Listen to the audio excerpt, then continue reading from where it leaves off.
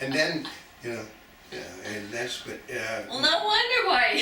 Newlyweds will always do that because I had the opportunity to see, I think, 47 different sets of newlyweds in my life and my family. Oh, really? Oh God, and there was always a disaster their first.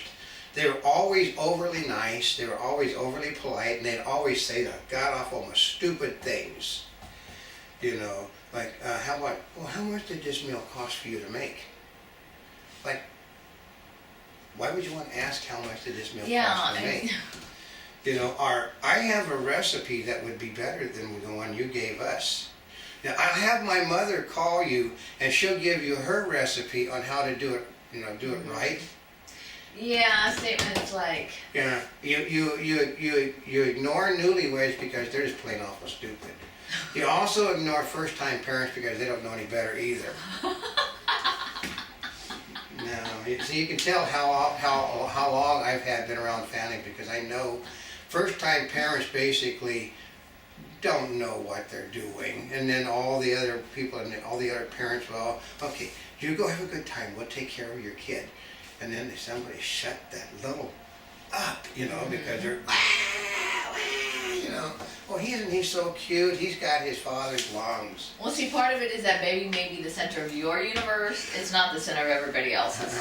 Okay. Yeah, I know. Well, I used to. Okay.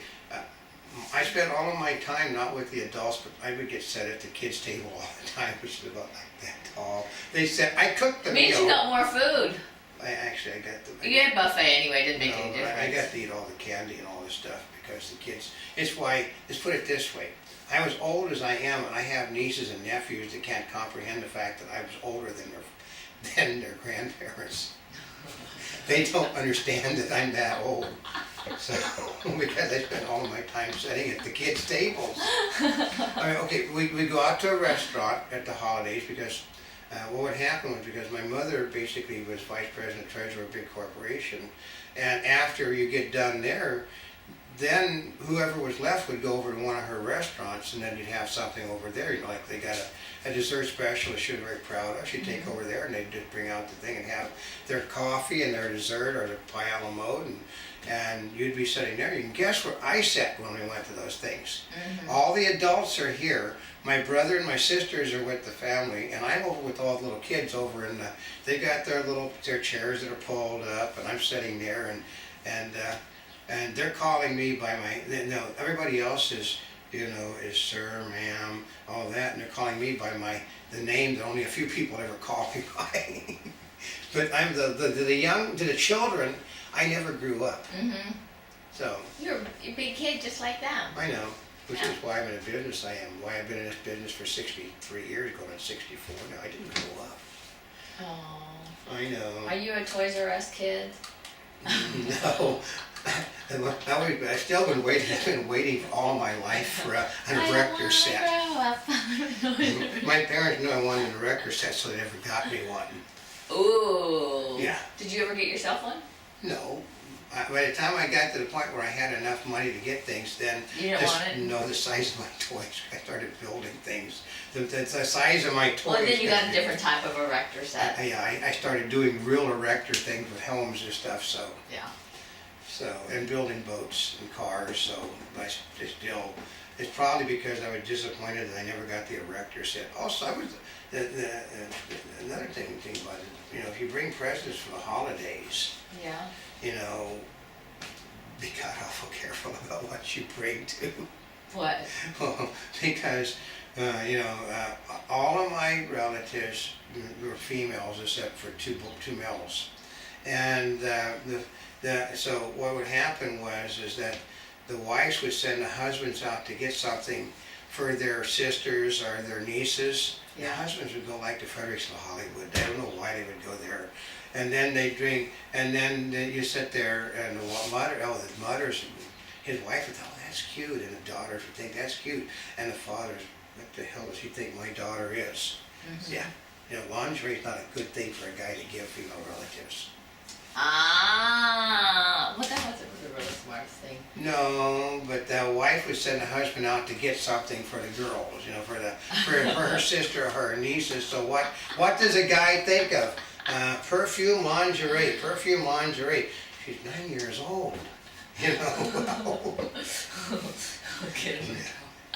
So, Well, I say, I'm considerably older than her folks, so.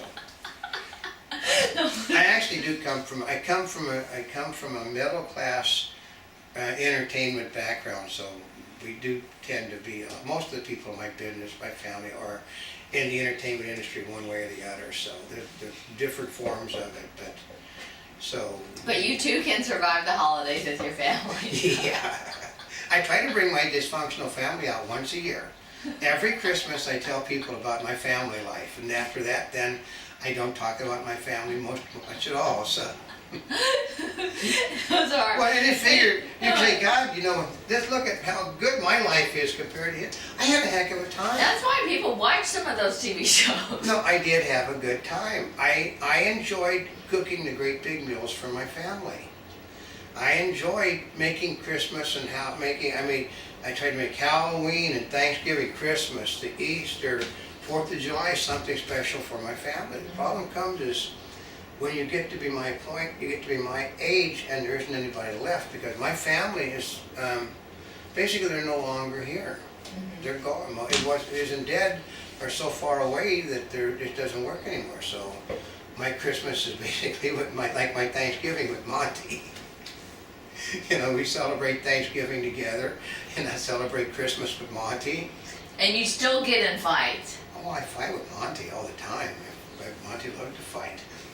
You know, she's Irish, so we get along quite well together.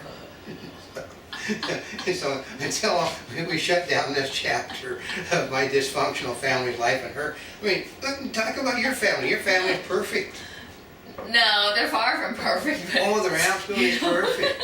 They draw names to give presents out, and they all gather together, except for the people that have an excuse not to show up because they're going to the Antarctic or something. they went to New Orleans. Or they're going to New Orleans because they just had to go to New Orleans at that time of the year. Yeah. That was Thanksgiving. Yeah. Mm-hmm. So, but I sat there, you know, but she does all of these. Okay, you know, Father Knows Best, the Donna Reed show, Ozzie and Harriet. That's her family. My family more resembled the Bundys, which is traditional American family. So, you know. You see, I do this to her every year at this time too, so. It's like, I'm old, I can do anything I want to do because I'm old.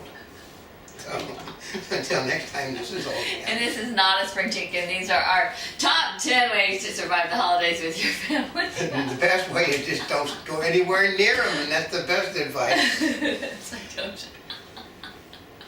So join us for our other holiday program. There's a lot more to come, folks. Actually, we do have quite a bit of holiday Oh programming. God, this we year. got so much holiday programming. A lot of it in 3D. Actually, this is being shot in 3D because everything we shoot is now shot in 3D. But it may not go up in 3D. It's available in 3D, but may not go up in 3D.